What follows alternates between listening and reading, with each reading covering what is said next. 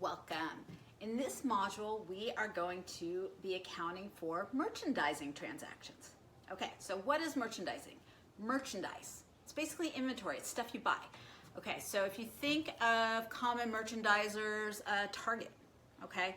And we're thinking about it, so there's three types of sellers basically.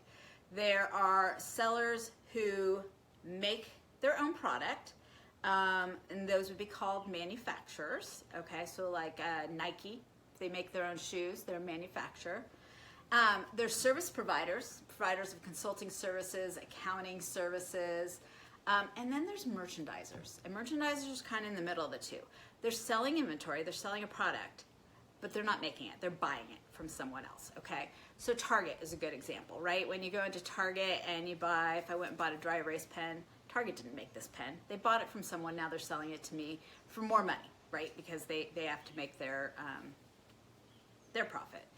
All right, you know, department stores, like, I don't know, Macy's or Nordstrom, those would be merchandisers. I'm trying to think of who else? Where have I gone lately? Ooh, I've been doing a lot of shopping at Joann's Fabrics because I've been making face masks. And so when I buy fabric or thread or whatever, Joann's is a merchandiser. They buy the thread from someone else and they sell it to me for a profit. Okay, so for our merchandising transactions, we're gonna have a buyer and a seller. Okay, you have to have a buyer and you have to have a seller, otherwise you don't have a merchandising transaction. The seller is going to sell inventory to the buyer, and the buyer's going to pay for it. In our transactions, the buyer isn't going to pay right away. They're going to pay in 30 days or 10 days or however many they pay. But when we pay in the future, the buyer is going to have an accounts payable. The seller, who's going to receive cash in the future, will have an accounts receivable. All right, and we're going to see how that all works out.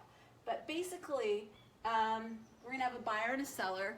Inventory is going to change hands. There may be some returns. That's going to reverse this. So when we have a return, the inventory is going to go back to the seller, and the payment's going to go back to the buyer. And we're going to talk about how it gets there, how it gets from the buyer to the seller. Okay, the dry erase factory is not right next to Target, so somehow it has to get from Expo to Target. And we're going to talk about who pays for that and how we determine it. And we're going to talk about credit terms, right?